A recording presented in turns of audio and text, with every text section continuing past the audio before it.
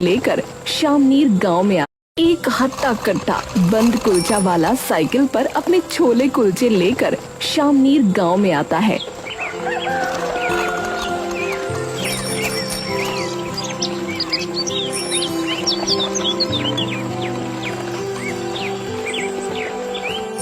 अरे आओ आओ भाइयों बहनों, अरे आओ भैया, अरे खिलाऊंगा ऐसा बंद कुलचा कि सुकून मिल जाए। और छोला इतना स्वादिष्ट और चटपटा कि भैया खड़े खड़े पूरी दुनिया हिल जाए। अरे आओ भैया आओ। सोमू को साइकिल लिए फिरते हुए काफी देर हो जाती है, लेकिन एक परिंदा तक पर नहीं मारता।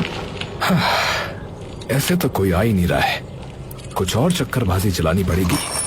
तभी सोमू की नजर वहाँ पर खेलते हुए छोटे बच्चों पर पड़ती है। हाँ, मिल गया आइडिया। सोमू साइकिल उन बच्चों की ओर मोड़ लेता है। अरे आओ और मुफ्त के छोले कुलचे, मुफ्त के बंद कुलचे खा के जाओ और खूब धूम मचाओ। अरे भैया आओ आओ। सोमू साइकिल उन बच्चों के पास ले जाता है। अरे बच्चा लोग, छोला कुलचा खाओगे? सभी बच्चे उसे देखकर वहाँ इकट्ठे हो जाते हैं।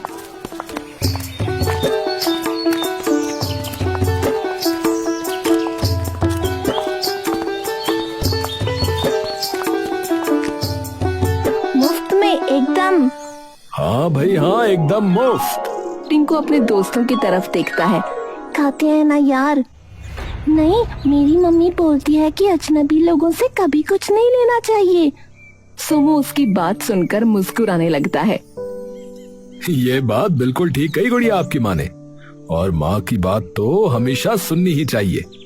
पर खाने का तो तुम्हारा भी बहुत मन कर रहा है गुड़िया, है ना? है ना? हाँ।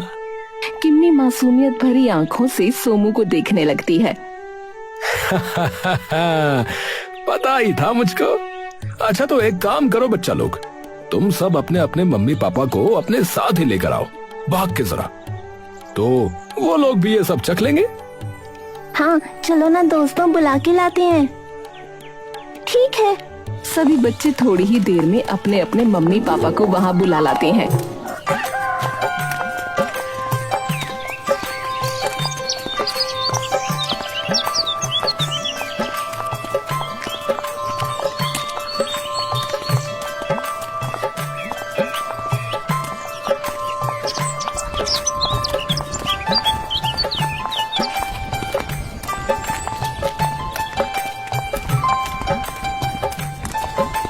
अरे नमस्कार भैया जी, अरे नमस्ते भाभी जी, नमस्ते। नमस्कार भैया। अरे ऐसा क्या ले आया आप भैया कि ये लड़की मुझे खींच के यहाँ ले आई? अरे भौजाई जी, आप बताओ क्या खाओगी, छोला कुलचा या बंद कुलचा? हाँ, स्वाद हो तो ही खिलाना भाई, नहीं तो पैसे काट लेंगे तुम्हारे, बता रहे। हाँ।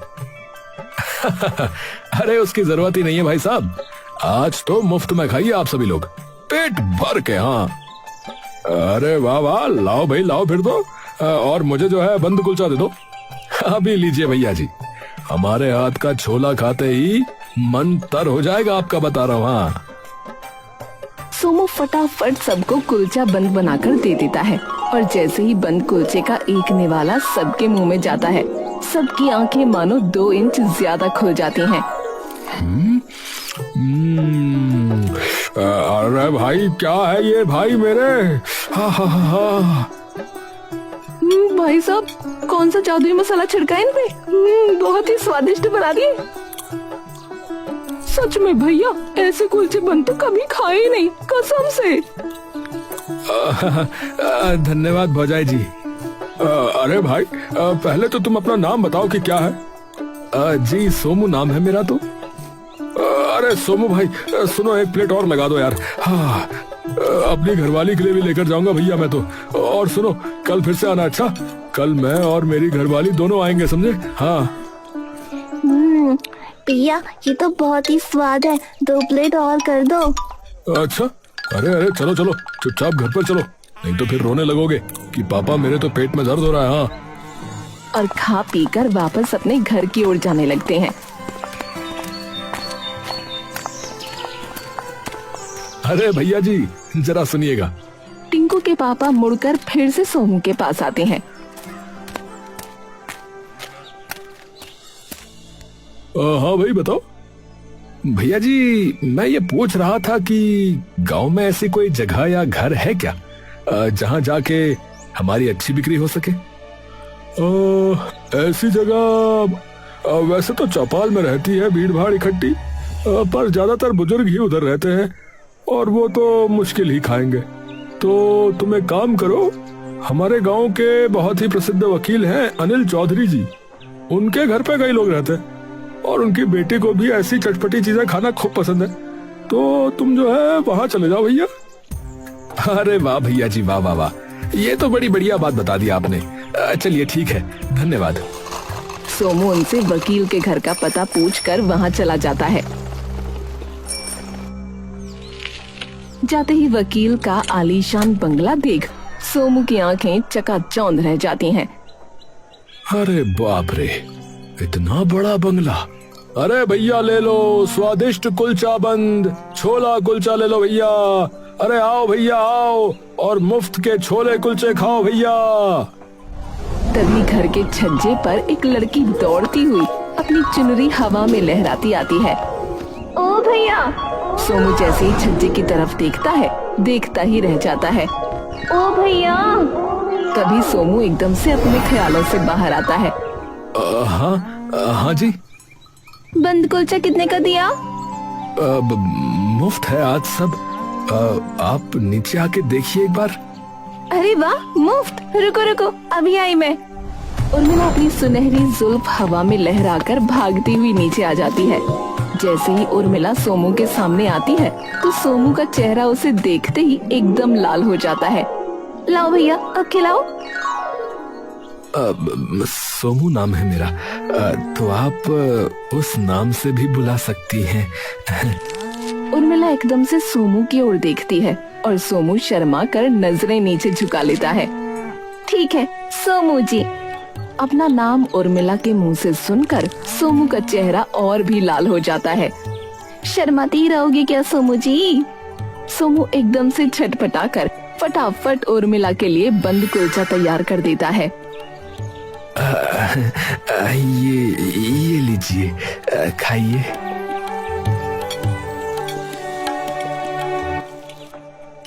सोमू मुस्कुराकर सिर्फ उर्मिला की आंखों में देखता रहता है।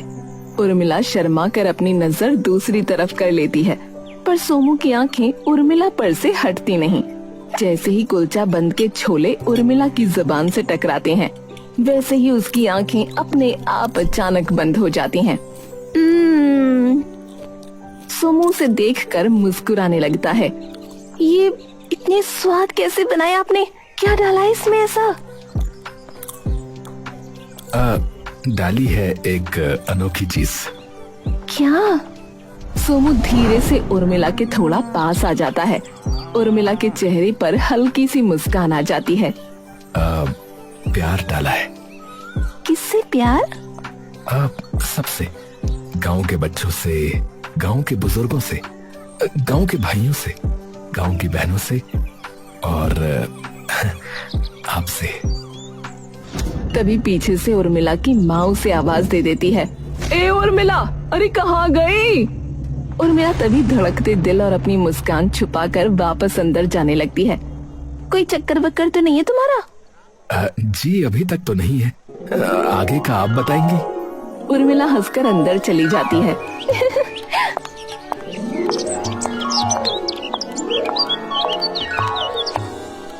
कुछ दिनों में सोमू के छोले कुलचे और बंद कुलचे का जिक्र पूरे गांव में फैल जाता है। सोमू रोज नीम के बड़े से पेड़ के नीचे खड़े होकर अपने छोले कुलचे और बंद कुलचा बेचता और रोज थोड़ी दूर खड़े होकर उर्मिला उसे देखती रहती। लेकिन एक दिन वो देखती है कि सोमू की साइकिल के पास कोई अनजान सा इंसान आकर खड़ा हो जाता है।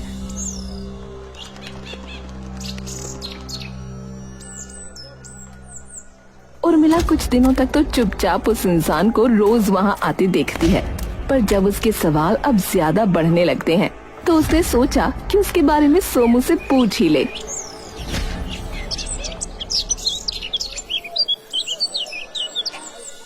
एक एक शाम जब सोमू और उर्मिला गांव के बगीचे में एक पेड़ के नीचे बैठे होते हैं तो उर्मिला के मन में फिर से वो सवाल आ जाता है।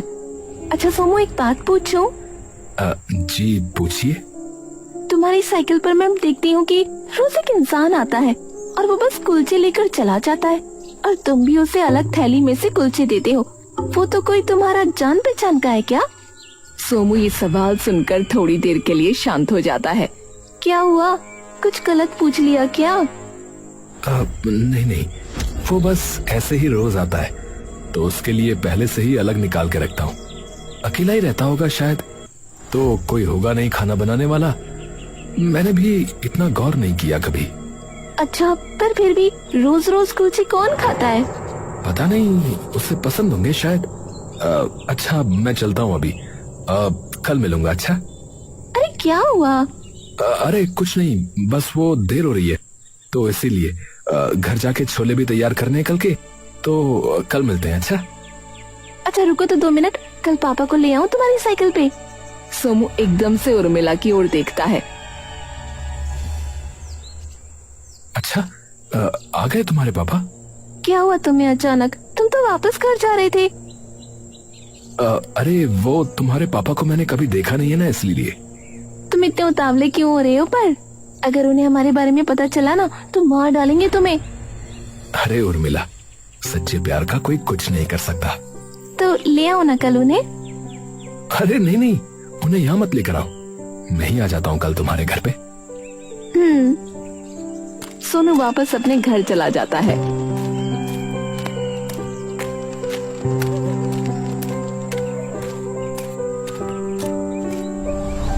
पर उर्मिला वहीं बैठी कुछ देर तक सोमू के इस आकस्मिक अजीब बर्ताव के बारे में सोचती रहती है। इसे क्या हुआ अचानक? उस इंसान के बारे में पूछा तो उठ के जाने लगा और पापा की बात आई तो एकदम से वापस आ गया।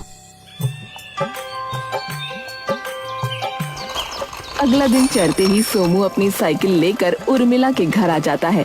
अरे आओ आओ भाइयों बहनों, अरे आओ भैया, अरे खिलाऊंगा ऐसा बंद। और जोर जोर से आवाजें लगाने लगता है। उर्मिला सोमू की आवाज सुनकर अपने पिता के कमरे में दौड़ती हुई जाती है। उसके पिता कमरे में आराम से बैठे एक सिगरेट सुलगा रहे होते हैं।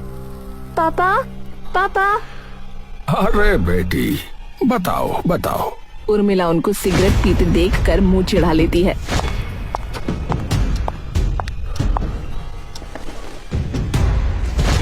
अरे अरे कितनी बार मना किया है आपको, ये मत पिया करो। ठीक है बाबा, नहीं पीऊंगा। अब बताओ क्या कह रही थी? पापा, बाहर छोले कुलचे वाला आया है, उसकी आप एक बार बन कुलचा खा के देखो, मजा आ जाएगा आपको। है? अच्छा जी, चलो देखते हैं क्या है ऐसा।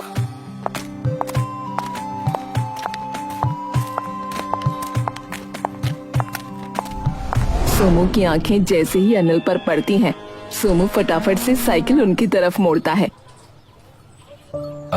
नमस्ते बाबूजी। नमस्ते, नमस्कार नमस्कार। बताइए बाबूजी, क्या खाएंगे? मेरे लिए तो 1 प्लेट छोले कुलचे ही कर दो भाई। जी अभी करता हूँ जी। सोमू और अनिल को बात करता देखकर उर्मिला के दिल की धड़कनें धीरे धीरे बढ़ती जा रही थीं। नौजवान, कभी तुम्हें देखा तो नहीं है इस गांव में? नए आए हो? जी बाबूजी, 1.5 महीना हो गया हमें यहाँ पर आए। कहाँ से हो वैसे? बलिया से हूँ बाबूजी, बचपन से वहीं पला बड़ा हूँ। वैसे इतने हट्टे कट्टे नौजवान हो तो एक बात बताओ कि तुमने यही काम क्यों चुना? फौज वगैरह में चले जाते? जाना तो चाहता था बाबूजी, पर मौका ही नहीं मिला। पिताजी हमारे यहाँ काम करते थे, लेकिन वो चल बसे और उसी के थोड़े साल बाद बड़े भैया भी गुजर गए हमारे। चलो कोई बात नहीं, ठीक है। सोमू एक प्लेट में छोले कुलचे डालकर अनिल को दे देता है। अरे वाह, छोले तो तुमने बढ़िया बनाए हैं। धन्यवाद बाबूजी। अनिल छोले कुलचे खाने लगता है। बाबूजी, वैसे मैं भी कुछ पूछ सकता हूँ आपसे, अगर आपकी अनुमति हो तो? हाँ हाँ पूछो। आप वकील हैं ना? अनु एकदम से सोमू की तरफ देखता है। हो तो सही। तुम्हारी कोई जमीन वगैरह फंसी हुई है? नहीं नहीं, मैं तो बस ऐसे ही पूछ रहा था कि क्या होता है इसमें, इसीलिए। हाँ क्यों? वो मेरा एक भांजा है ना, वो सोच रहा है ये करने की, तो इसीलिए। अच्छा अच्छा। पर आपको देख के लगता है कि इसमें पैसा खूब है, पर इसमें शायद भागदौड़ ज्यादा है, क्योंकि आप खुद शायद 2 महीने बाद घर आ रहे हैं ना। इस बात का तुम्हें कैसे पता? वो गांव वाले बता रहे थे बाबूजी, तो इसीलिए। उर्मिला के खड़े खड़े पांव कांपने लगते हैं। हे भगवान। अच्छा अच्छा। माफ कीजिएगा बाबूजी, अगर मैं ज्यादा बोल गया हूं तो। कोई नहीं कोई नहीं। अच्छा, कुछ दिनों में हम एक दावत रखने वाले हैं अपने नए घर पर। मेरे कुछ दोस्त आ रहे हैं, तो तुम आ सकते हो क्या उस दिन? अरे बिल्कुल आ जाऊंगा बाबूजी। कब आना है बताइए? अरे वाह, इतना जोश। ठीक है, आ जाना। पैसों की बात उसकी चिंता मत कीजिए, उसकी बात तभी कर लेंगे। तो ठीक है फिर। उस दिन भी इतने ही स्वादिष्ट बनाना छोले कुलचे कि सभी लोग उंगलियां चाटते रह जाएं। बिल्कुल चिंता मत करिए बाबूजी, एकदम बढ़िया छोला कुलचा बनाऊंगा। हाँ। तो ठीक है, परसों आ जाना फिर। जी बाबूजी, नमस्कार। सोमू एकदम खुशहाल हो अपनी साइकिल ले वापस चला जाता है। उर्मिला रोज की तरह ही खड़े होकर प्रणव को नीम के पेड़ के नीचे अपना काम करते देख रही थी। तभी एक बार फिर से उसे वो आदमी दिखता है।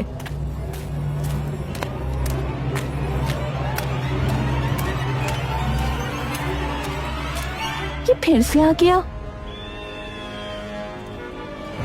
उर्मिला पूरी बात पता करने के लिए उस इंसान की ओर चल पड़ती है। वो इंसान पीछे सोमू की तरफ देखता हुआ आगे बढ़ ही रहा होता है। जैसे ही वो अपनी आंखें सामने की ओर करता है, अचानक से उर्मिला को अपने बहुत पास खड़े हुए देखकर उसका सारा संतुलन वहीं बिगड़ जाता है। अरे अरे माफ कीजिएगा। तभी उर्मिला की नजर कुलचों के बीच में पड़े एक छोटे से कागज पर जाती है, जिस पर लिखा था बाज। उर्मिला उस कागज को उठाने के लिए हाथ आगे बढ़ाती ही है कि तभी वो इंसान उस कागज को फिर से कुलचों समेत वापस उठा लेता है और चुपचाप वहाँ से जल्दबाजी में जाने लगता है। सुनिए, अरे रुकिए तो। उर्मिला के इतने आवाज देने पर भी वो इंसान नहीं रुकता। तभी अचानक से अपनी साइकिल पर बंधा ठेला छोड़कर सोमू उर्मिला के पास आ जाता है। क्या हुआ? क्या हुआ? अरे वो मैं उसे बुला रही थी। उर्मिला सोमू की तरफ देखती है। सोमू के चेहरे पर मानो डर पूरी तरह से आ चुका हो। मुझे छोड़ो, तुम्हें क्या हुआ? मुझे कुछ भी नहीं। तुम साइकिल छोड़ के यहाँ क्यों आ गए? वो मुझे लगा कि कुछ हो ना गया हो। ठीक है, मैं जाता हूँ वापस। सोमू अपनी नजरें चुराकर वापस वहाँ से चला जाता है। अब उर्मिला का शक सोमू पर और बढ़ जाता है। उर्मिला के घर दावत की तैयारी जोरों शोरों से हो जाती है। सोमू भी सुबह जल्दी आकर रसोई का एक कोना पकड़ अपने छोले कुलचे और बंद कुलचा तैयार करने लगता है। तभी उर्मिला उसे वहाँ देख लेती है।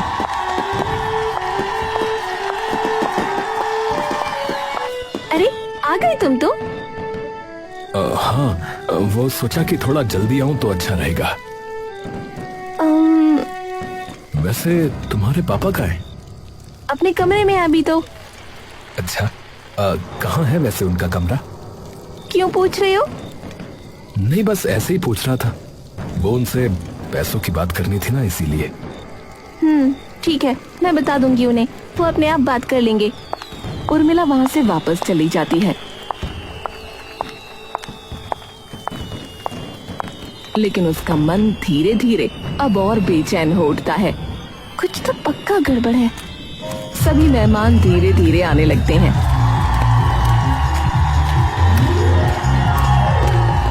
और दावत भी शुरू हो जाती है। उर्मिला सभी मेहमानों की मेहमानदारी में मसरूफ हो जाती है। सभी मेहमानों को खाना परोस दिया जाता है, जिसमें से सबका दिल छोले कुलचों और बंद कुलचों पर मोहित हो जाता है। अरे भाई अनिल, अरे यार ये किसने बनाया भाई? आहा, अरे हमारे गांव का ही एक लड़का है, उसी ने बनाए हैं भाई। वाह, मजा आ गया यार, बहुत ही स्वादिष्ट बने हैं। आहा, मैं तो कितने खा गया पता नहीं। उर्मिला सभी मेहमानों की तारीफ सुनकर एकदम खुश हो जाती है और ये बात बताने रसोई में सोमू के पास जाती है। लेकिन वो जाकर देखती है तो सोमू वहाँ नहीं होता। उर्मिला वहाँ एक लड़की से पूछती है, वो लड़का कहाँ है जो यहाँ बैठा था? बाथरूम कह के गया था, पर काफी देर हो गई, आया ही नहीं अभी तक। उर्मिला सोमू को ढूंढने बाहर जाती है कि तभी उसकी नजर ऊपर अपने पिता के कमरे पर पड़ती है, जो कि थोड़ा सा खुला हुआ था। तभी उसमें से सोमू बाहर निकलता है। उर्मिला सोमू को देखते ही एकदम से जीने के नीचे छुप जाती है। ये ऊपर पापा के कमरे में क्या कर रहा था? उर्मिला चुपचाप रसोई के रास्ते से वहाँ से निकल जाती है। बहुत हुआ, अब तो पता लगा के ही रहूंगी कि इसका हिसाब क्या है कौन ये? उर्मिला उसी वक्त वहाँ से निकलकर अपनी बहुत ही ज्यादा खास सहेली भावना के घर जाती है और जाकर उसे सारी बातें बता देती है। क्या, मुझे तो समझ ही नहीं आ रहा क्या हो रहा है ये, और वो क्यों कर रहा है ये सब? तो सच में पागल है जो तुझे अभी भी नहीं पता चल रहा कि वो क्या कर रहा है? क्या? अरे तेरे पैसों के पीछे है कमीना। क्या? हाँ, और तुझे क्या लगता है एक छोटी सी छोले कुलचे की साइकिल चलाने वाला है वो? जैसे ही उसे तुम्हारा घर दिखा तो जाग गए होंगे सपने, तभी तो फंसाया तुझे, ताकि तुझे बहला फुसला के तुझसे बढ़िया दहेज के पैसे हड़पे और अमीर खानदान का हिस्सा बनेगा वो अलग। और फिर वो इंसान कौन है जो बार बार उसके ठेले पे आता है? और वो चिट्ठी? तभी एकदम से भावना चौंक कर उर्मिला की ओर देखती है। क्या हुआ? वो तुझसे शादी नहीं करना चाहता, वो तेरा घर लूटना चाहता है। क्या? तू खुद सोच, पहले दिन से ही तेरे पीछे है। तूने खुद ही बताया ना, बार बार तेरे पापा के बारे में पूछता रहता है। तेरे पापा के कमरे में चला गया चुपचाप, और अब तो तेरे घर में भी घुस गया। तो तेरे घर के सारे रास्ते भी उसे पता लग गए, तभी इतना उतावला हो रहा था जब तेरे पापा ने उसे आने को कहा। हाँ, बात तो ठीक कह रही है तू। और वो चिट्ठी भी उसने पक्का किसी के लिए भिजवाई होगी, शायद उसके साथियों के लिए। उर्मिला का मन ये सुनते ही कांप उठा। उर्मिला तुरंत वहाँ से जाने लगी। कहाँ जा रही है? सीधा पूरी बात करने। अरे पागल है क्या? वैसे ही अंधेरा हो रखा है, अभी मत जा। उर्मिला बिना उसकी सुने जाने लगती है। हे भगवान, रुकना, मैं भी आती हूँ। मेरा मामला है, तू क्यों फालतू में जोखिम उठा रही है? तू यहीं रह। और तू मेरी दोस्त है, बात खत्म। ठीक है, रुक। भावना नीचे जाकर एक पिस्तौल ले आती है। ये क्यों लाई? चिंता मत कर, पुलिस ने है मेरे पापा, लाइसेंस्ड गन है, जरूरत पड़ सकती है। उर्मिला और भावना सोमू के घर की ओर निकल जाती हैं।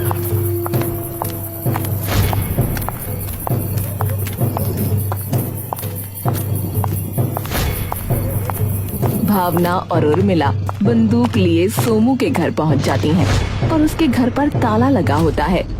यहाँ तो कोई नहीं है। ऐसा कैसे हो सकता है? वो तो शाम तक घर आ जाता है। पर अभी तो रात भी हो गई, वो है कहाँ? पीछे चल के खिड़की से देखते हैं। भावना और उर्मिला पीछे से जाकर खिड़की में झांकने लगती हैं, लेकिन अंधेरे के सिवा उन्हें कुछ नहीं दिखता। तभी भावना वहीं पड़ा एक पत्थर उठाती है और शीशे पर दे मारती है। ये चुड़ैल मरवाएगी क्या तू? अरे वो तो वैसे ही भी नहीं है घर पे, कुछ छानबीन करेंगे तभी तो कुछ पता चलेगा ना। दोनों खिड़की से सोमू के घर के अंदर घुस जाती हैं। भावना और उर्मिला घर की हर दराज, हर अलमारी, हर कोना छानती हैं, लेकिन उन्हें कुछ नहीं मिलता। इसकी रसोई में चलते हैं, वहाँ क्या होगा? तूने ही तो कहा था वो चिट्ठी उन कुलचों के बीच में थी, क्या पता कुछ मिल जाए। हाँ सही बात है। दोनों तभी रसोई के अंदर जाती हैं। और देखती हैं कि रसोई में सोमू की साइकिल खड़ी है। इसकी साइकिल तो यहाँ पर है, फिर ये कहाँ गया? वो छोड़, पहले साइकिल में देखते हैं, अगर कुछ मिल जाए तो। दोनों साइकिल के सभी अंजर पंजर देखते हैं, मगर उन्हें कुछ भी नहीं मिलता। इसमें तो कुछ भी नहीं है यार, रसोई की दराजों में ही देखते हैं। वो रसोई की सभी दराजें छान मारती हैं। तभी भावना की नजर रसोई की बहुत बड़ी दराज पर पड़ती है। भावना जाकर उस दराज को खोलने लगती है। क्या करी है? इस दराज को खोलकर देख रही हूँ, इतनी बड़ी दराज में आखिर है क्या? भावना उस दराज को खोलती है तो उसके अंदर एक बड़ा सा स्टील का ड्रम होता है, लेकिन उसमें भी उन्हें आटे के अलावा कुछ नहीं मिलता। लेकिन तभी उस दराज के अंदर भावना की नजर पड़ती है। इसके अंदर तो एक और दराज है। भावना और उर्मिला फटाफट वो दराज बाहर निकालते हैं। उन्हें दिखता है कि उसके अंदर से एक रास्ता जा रहा है। उर्मिला ये देखकर दंग रह जाती है। ये क्या? भावना और उर्मिला सीधा उस रास्ते से एक गुप्त कमरे के अंदर घुसते हैं। सामने का मंजर देखते ही उर्मिला की रूह कांप जाती है कि तभी उर्मिला नीचे जमीन पर बिखर के गिरती है और रोने लगती है। ये कैसे मुमकिन हो सकता है? वो पापा है मेरे, वो नहीं कर सकते ये सब। अब क्या क्या चाहिए तुम्हें? कौन हो तुम? सोमू? तुम? सोमू नहीं, विक्रम, स्पेशल फोर्स एजेंट और एक जासूस। अब तुम्हें पता था? मतलब क्या कि तुम कितने मर्डर कर चुके हो, या तुम्हारे क्राइम रिंग के बारे में जो ड्रग्स और हथियारों की तस्करी करता है, या तुम्हारा असली नाम नीरज खत्री? परिवार भी शुरू कर लिया और जगह भी बदल ली, यहां तक कि चेहरा भी बदल लिया, लेकिन फितरत नहीं बदल पाए तुम। अनिल ये नाम सुनते ही हक्का बक्का हो जाता है। तो शायद पुलिस भी आ ही रही होगी फिर तो। पुलिस? सोमू तभी उसके कंधे पर एक गोली मारता है और अनिल तभी नीचे धड़ाम से जा गिरता है। ऑर्डर्स थे तुम्हारे डायरेक्ट एनकाउंटर के। देखो तुम मुझे छोड़ दो और तुम्हें जितने भी पैसे चाहिए मैं दे दूंगा, पर मुझे छोड़ दो। सोमू फिर से उसकी ओर बंदूक तानता है। हमारे मिशन में तुम्हारा पता है क्या नाम था? बॉस। सोमू तभी सारी गोलियां उसके सीने में दाग देता है। पुलिस थोड़ी ही देर बाद उसके घर के अंदर घुस जाती है और सारे सबूत इकट्ठा कर अनिल की लाश को भी अपने साथ ले जाती है।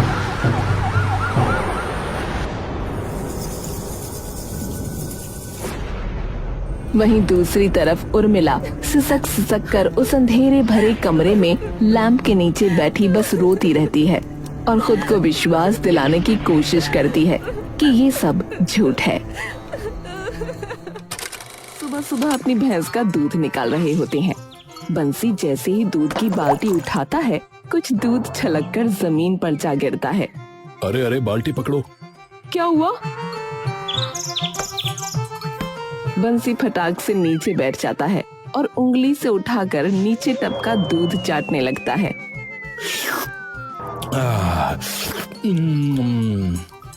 ओए हाय, क्या कर रहे हो बंसी जी?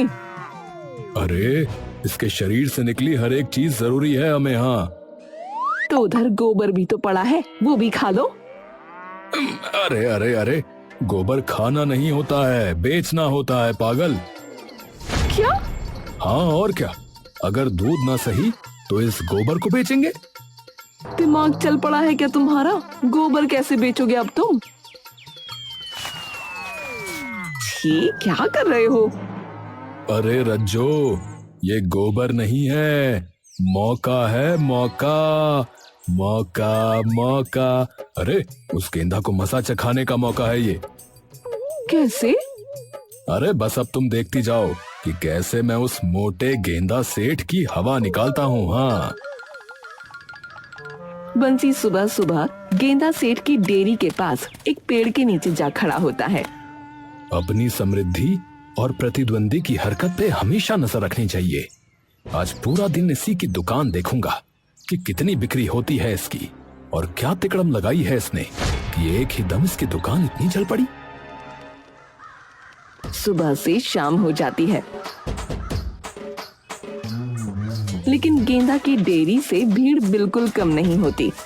बंसी उसकी दुकान की ग्राहक संख्या देखकर दंग रह जाता है। अरे भाई साहब, क्या है ये? क्या तबेला खोल दिया क्या इसने? बंसी तभी चुपके से उसके घर के आसपास भैंसों को ढूंढने लगता है, लेकिन वहाँ सिर्फ एक ही भैंस खड़ी होती है। चक्कर क्या है ये? भैंस सिर्फ एक और दूध इतना? बंसी लौटकर वापस घर आ जाता है। तभी उसके सामने एक भिखारी आ जाता है। अरे मालिक, कुछ दान कर दो, 2 वक्त से भूखा हूँ। भूखा है तो काम कर, ये जो हाथ फैला रखा है इससे उपले बनाना सीख ले। मालिक, दया करो मालिक, एक रोटी दे दो। तू आटा दे दे, मैं दे दूंगा रोटी। तो फिर पैसा दे दो।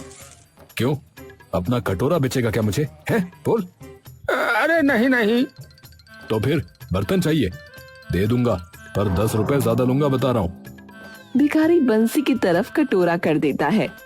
अरे राम, ये लो, ये रख लो, मुझसे ज्यादा जरूरत तो तुमको है। हाँ।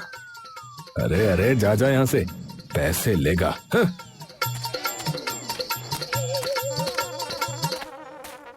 बंसी घर पहुंचता है तो रज्जो बंसी के लिए चाय बनाकर ले आती है।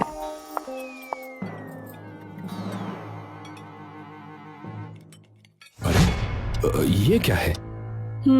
लगा ही था मुझे कि कुछ ही दिन रहते हैं तुम्हारे दिमाग चलने में। अरे चाय है और क्या है। बंसी एकदम से उठकर गंभीर चेहरा बना लेता है। अरे हमारा नुकसान हुआ है बहुत बड़ा, और तुम चाय बना रही हो। भैंस वैसे ही कम दूध देती है, आज से चाय बनाना बंद, सिर्फ जरूरी चीजें ही बनेंगी दूध की। हाँ। अच्छा, और वो कौन सी चीज है जरा बताओगे?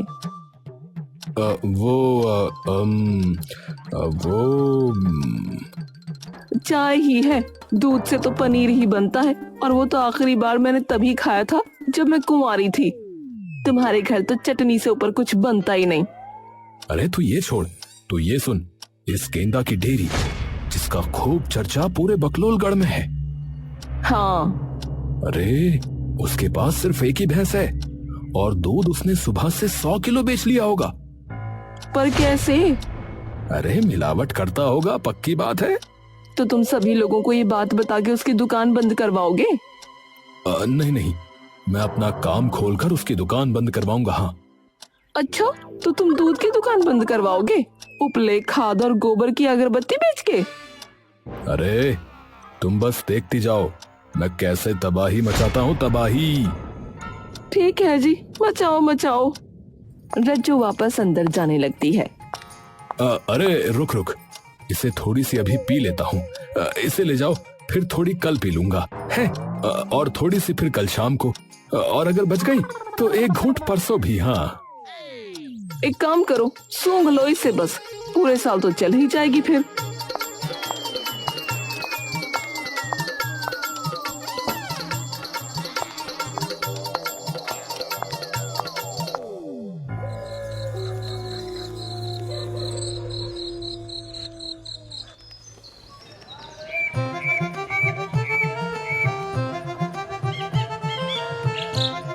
अगले दिन से ही बंसी अपनी दुकान पर गोबर से बनी कई सारी चीजें बेचना शुरू कर देता है। अरे आओ आओ भाई लोगों, यहाँ मिलेगा शुद्ध गोबर का सामान। हाँ, एकदम दमदार और शुद्ध खाद, जो है खेती का रामबाण।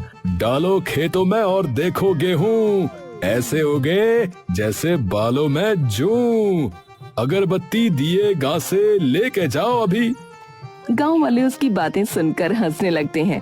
और धीरे धीरे कुछ गांव वाले उसकी दुकान के पास इकट्ठा हो जाते हैं। अरे बंसी सेठ, यह गोबर तो जो है सबके घर में पड़ा रहता है, पूरे गांव में होता है ये तो, इसमें नया क्या है भैया?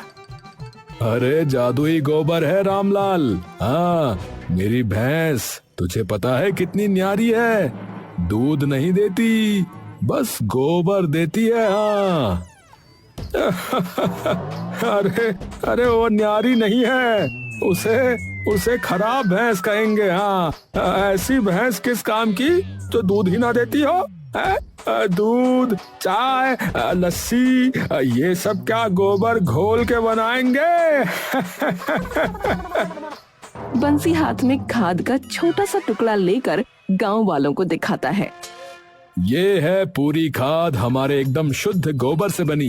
देखिए, इतनी शुद्ध की डालते ही खेत में नमी बढ़ेगी, फसल मोटी होगी और इतनी सारी होगी कि डूब मरोगे फसलों में अपनी। हाँ भैया, इसके अलावा वैसे और क्या क्या है आपके पास, अगर कुछ है तो? अरे अगरबत्ती, उपले और दिवाली आ रही है तो उसके लिए दिए भी हैं। बहुत सारा देसी माल चलेगा सालों साल। देसी अपनाओ, देश को मजबूत बनाओ। सभी लोग पहले पहल बंसी से हंसी मजाक में सामान लेने लगते हैं, पर धीरे धीरे बंसी की गोबर से बनी चीजें पूरे गांव में खूब चल जाती हैं। भैया देखो, बंसी के गोबर को मानना तो पड़ेगा, मानना पड़ेगा कि उसके गोबर की बनी चीजें बढ़िया तो हैं, बढ़िया हैं। अरे भाई बता रहा, मैं उस दिन अगरबत्ती लेकर गया, भाई साहब एक मच्छर भी मेरे आसपास नहीं फटका। फिर उसके बाद हाँ, मैंने भी अपनी फल की रेहड़ी पे रखी तो एक भी मक्खी नहीं आई उस पे। फिर उपले भी जबरदस्त है भैया, एक बार जलाओ उन्हें चूल्हे में तो खूब देर तक टिकते हैं भैया। अरे मैं तो दिए वहीं से लूंगा भाई, इस बार की दिवाली में बता रहा हूँ। अरे मेरी वाली ने तो पहले ही टोकरा भर के ले लिए हैं। बंसी सेठ, दिवाली है और आपके गोबर की बनी चीजों की खूब तारीफ सुनी जो बड़ी ही निराली है, तो कुछ तो उपले और कुछ दिए दे दो भाई साहब। अरे बिल्कुल बिल्कुल, खराब माल निकाल के देता हूँ कभी साहब आपके लिए, चिंता मत करिए, पर होगा थोड़ा सा महंगा। हाँ, महंगाई से तो हर इंसान है डरा, जरा मुझे भी बताइए कि कैसे है आपका माल खरा? क्योंकि मेरी भैंस ने सुबह सुबह चारा खाया एकदम महंगा और हरा, इसीलिए उसके गोबर का हर उपला और हर दिया है खरा। क्या समझे भैया? वाह वाह वाह वाह वाह वाह वाह, क्या बात है, क्या बात है, कहीं खुजली तो कहीं खाज है। सिर्फ आपकी शायरी के लिए मुझे 10 उपले और दे दो और आधा किलो दिए कर दो। अरे अभी लो मेरे भाई।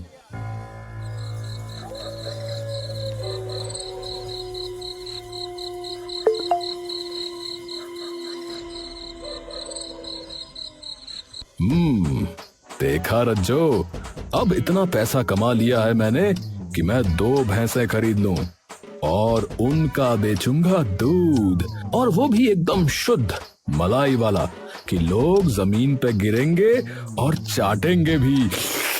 और फिर उस गेंदा की दुकान पे ताला लग जाएगा, ताला।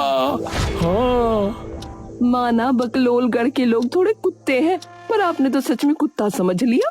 नीचे पड़ा क्यों चाटेंगे भला? और पिछली बार की तरह उस बिल्लू ताऊ जैसे हवाबाज ठरकी बूढ़े से मत लेना भैंस। वो ठरकी बुढ़ा? हाँ, ये दुकान चल पड़ी तो घर आया था, कहता कि गोबर तो मेरी भैंस का ही है, मुझे वो। अरे इस पूरी बात में ठरक कहाँ थी?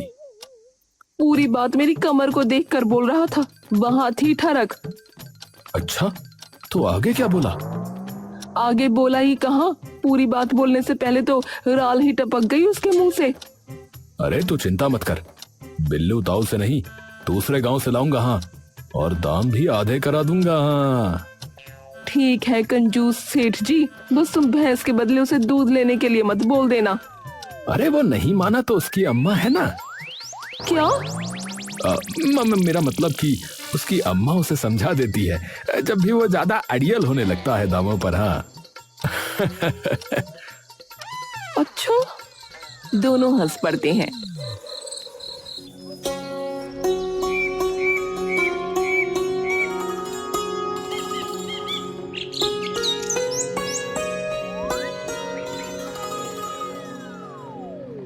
अगले ही महीने बंसी के दूध की इतनी डिमांड बढ़ती है कि लोग बंसी की दुकान का खूब नाम लेने लगते हैं। ए भैया सुनो, ये गेंदा के दूध में कुछ तो गड़बड़ है भैया, है ना। बंसी का दूध जो है देखो, एकदम मलाईदार, एकदम बढ़िया है, एकदम फंटास्टिक। गेंदा की डेयरी पर भीड़ कम होनी शुरू हो जाती है।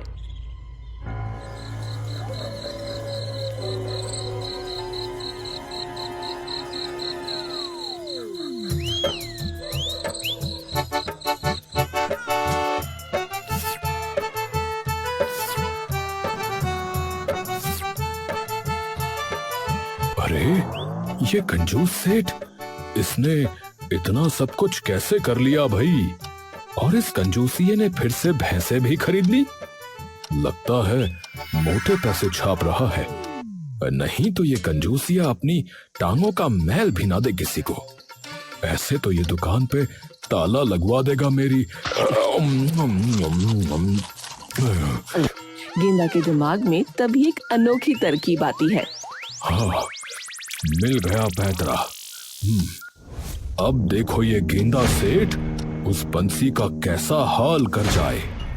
बंसी का जो दूध पिए उसकी चाल टेढ़ी बन जाए। गेंदा रात को चुपके से बंसी के दूध में जमाल गोटा डाल देता है।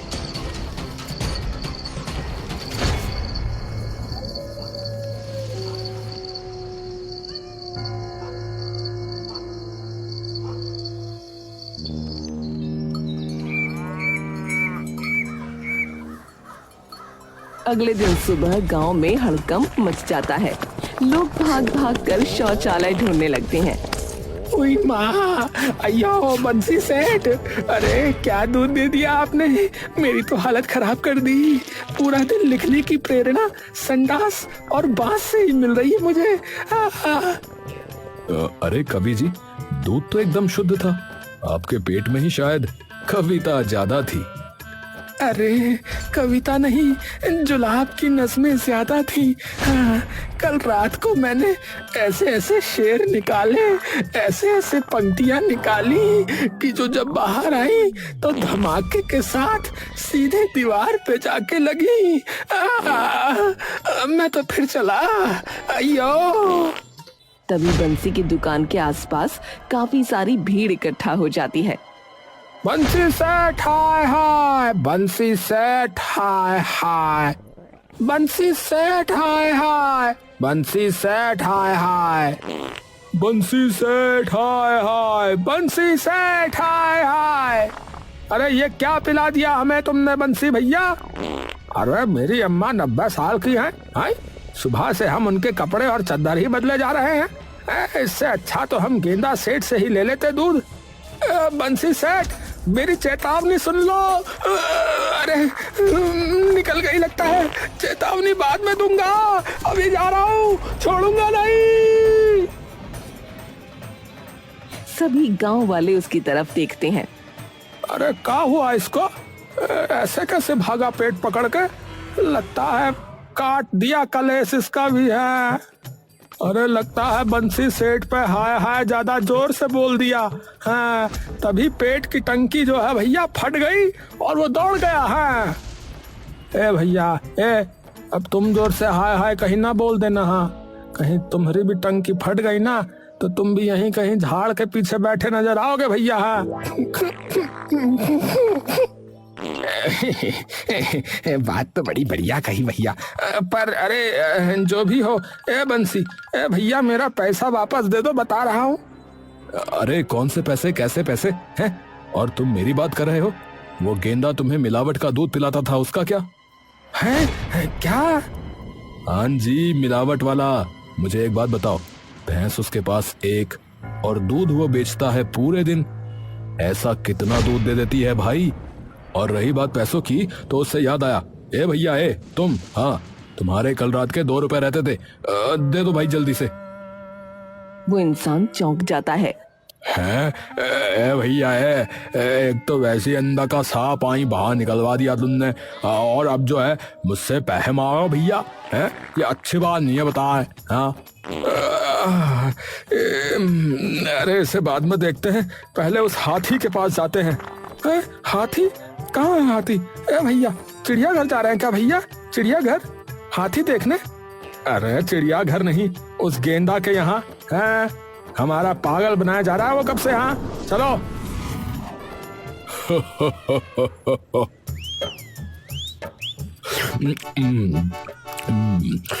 भोंदू देखियो, गांव वाले फिर बंसी की शिकायत लेकर आएंगे। हाँ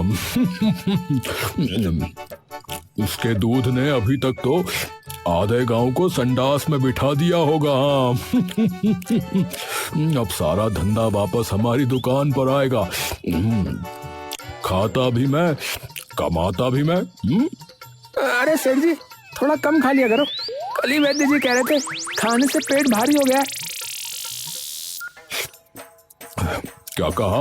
अरे नास पीटे हैं, वैद्य ने कहा पेट भारी है, इसका मतलब है कि दुकान भी भारी चलेगी, समझाए? हाँ अब जरा ये जलेबी मेरी थाली में डाल जल्दी। तभी सारे गांव वाले गुस्से में गेंदा की दुकान पर इकट्ठा हो जाते हैं। अरे ये बैठा है मुटकू, हाँ देखो। गेंदा खुशी से एकदम बावला हो जाता है। अरे आओ आओ भाइयों, दूध लेना है, बताओ किस किस को कितना चाहिए? हमें कब से तू मिलावटी दूध पिला रहा था रे, और हमारे पैसों से यहाँ तो जलेबियां और समोसे पहले जा रहा है, वो भी नॉन स्टॉप कंटिन्यूअस है। अब मिलावटी नहीं नहीं झूठ है, हमारा दूध तो बिल्कुल शुद्ध है। क्या शुद्धता भैया है? उसमें मिलाया हुआ था पानी। भैंस एक और दूध इतना कैसे हो सकता है? अब तुम ये मत कह देना कि तुम भी दूध देने लग गए हो। हाँ भैया छोड़ना मत इस गेंदा सेठ को, आज हिसाब बराबर करके रहेंगे। चलो भैया। हाँ चलो भैया चलो। भैया चलो। भीड़ गुस्से में दुकान पर चढ़ बैठती है।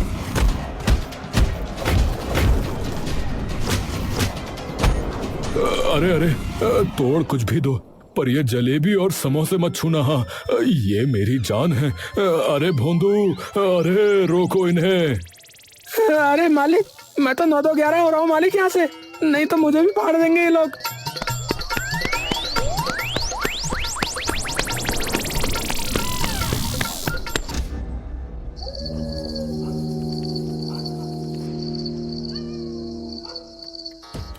रात को बंसी घर पर पैसे गिन रहा है। रज्जू उसके पास बैठी है। तो जनाब अब क्या करने का इरादा है, क्योंकि सारे गांव के तो तुमने नाड़े ढीले कर दिए। एक ही रास्ता बचा है, वो 2 पुरानी भैंसें बेच देते हैं, जिनके गोबर से मेरा धंधा चलता था। क्या वही बेच दोगे? अरे उन्हीं के गोबर से तो दुकान चली है। अरे गोबर ही तो है, दूसरी भैंसों का भी चल जाएगा, और जो पैसे मेरे उन्हीं भैंसों की वजह से बर्बाद हुए थे वो भी वापस आ जाएंगे। हे भगवान, तुम्हारी कंजूसी तुम्हें ले डूबेगी। अरे कुछ नहीं होगा। रज्जू सिर हिलाती है।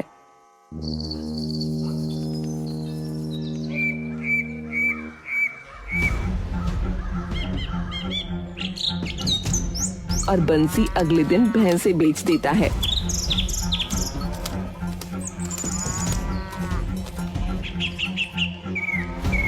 लेकिन कुछ दिनों बाद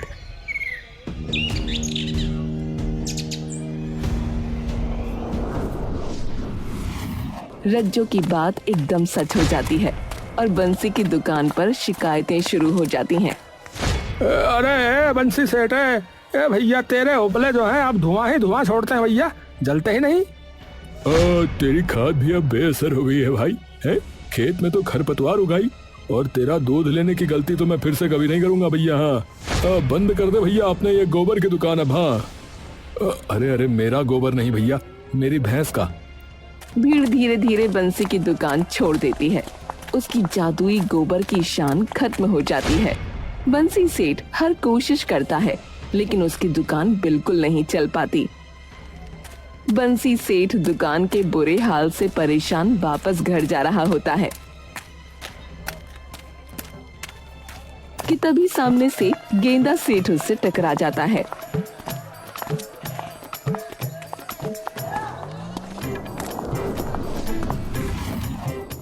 हाय हाय, वैसे ही दिन खराब चल रहा था, तुझे देख के और खराब हो गया। अरे दिन तो तूने मेरे हराम कर दिए, कंजूसी है कहीं के। पर तेरा गोबर का साम्राज्य भी मैंने एक ही बारी में नहीं बिखेर दिया ना, तो मेरा नाम भी गेंदा सेठ नहीं। अरे ओ बदरपुर के कट्टे, तू अपनी दुकान की बता ना, कितने टुकड़ों में बिखरी हुई है। मुझे लगा था कि तेरे घर पर एक भैंस है, पर मैं भूल गया था कि तू भी तो एक और भैंस है। अरे मेरा खाना ही मेरा धंधा है, समझे।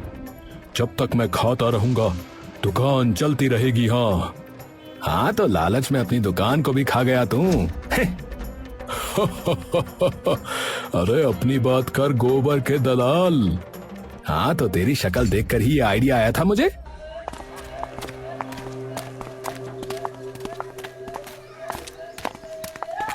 अरे तो फिर से दूध बेचने लग गया क्या?